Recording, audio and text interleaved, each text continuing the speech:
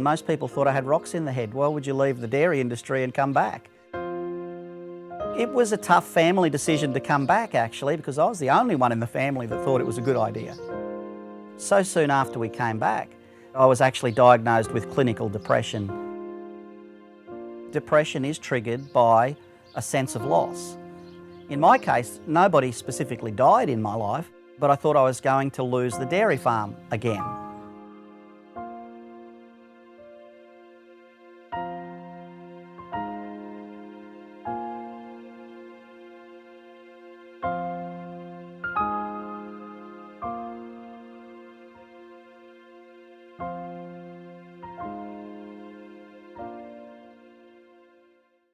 Post-deregulation, milk became a profit item in shops, and processors, distribution and retailers made more money out of milk and farmers got less. And at that point, I guess a lot of farmers did leave the industry because they were unable to stay afloat, literally.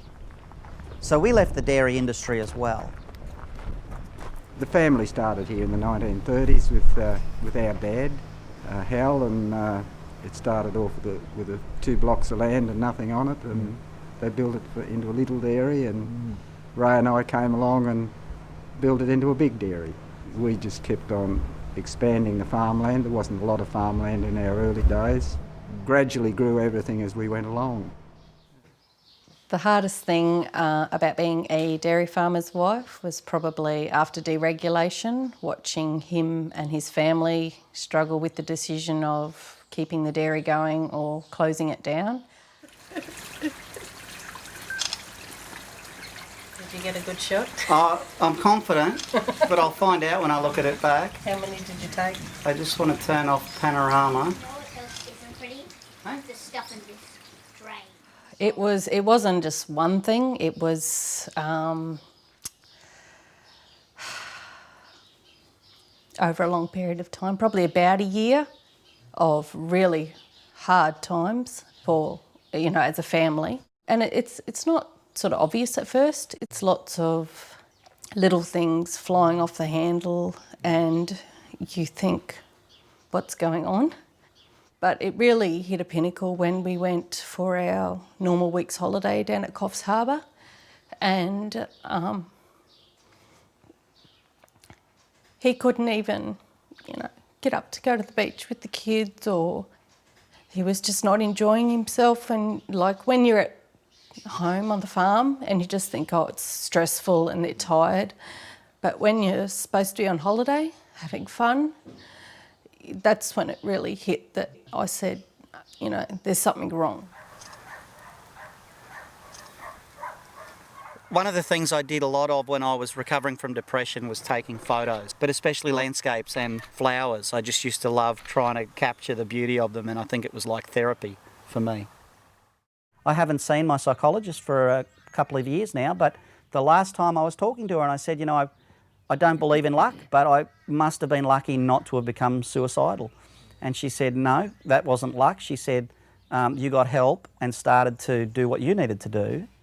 So what that did to me, though, in coming out the other end of that was it was a real time of reflection on where I'd been, where I was then, where I was heading, and it opened my thought process to possibilities. Our initial reaction when Greg came home and said, let's go back into dairying was, I think from all of us, no. We just, no, it was so hard, that decision to get out. It was very emotional, it was very painful, and the thought of having to, you know, go in again and then that happen again, it was just, we just all went no. And when we did come back, we were very happy. How's it travelling, Aaron? And something happened that we never saw coming, and that was when major retailers set a price for milk at retail level that was below its true value. So here was the Dennis family 1 hour from Brisbane and the Gold Coast being told by our 4 major milk companies to leave the industry. We'll just bring milk from Victoria because we already are. And we chose as a family to build the milk factory and cut ties with all those companies. And then Greg decided that he saw the guy up the road put robots in and decided we needed robots too. And again, we were all like, I don't think so. It just seemed so far-fetched, so out there for us. So all of our cows have family names. Our cows, and it's hard to believe, but these cows are coming in by themselves, not with our help. They're choosing their own milking time. 82% of people who've been told by mainstream medicine that it's lactose is their problem. In fact, it's actually over-processed dairy products that their body is not recognising as food. And I'm really interested in this because my wife and 2 kids were told that. And those goats that you saw as you drove up our track, we milked them for nearly 20 years on this dairy farm for our house milk because we thought we had to. Now my wife and kids are back on our milk and not getting sick. It's not easy. I don't think many people would take on dairying from calves to right through to milking animals and then process it and then distribute it. It's a big task. And a lot of the things that have happened on our farm today, honestly, I'm doubtful if they would have happened had I not had depression. You know, it's probably a level of belief I now have that anything is possible.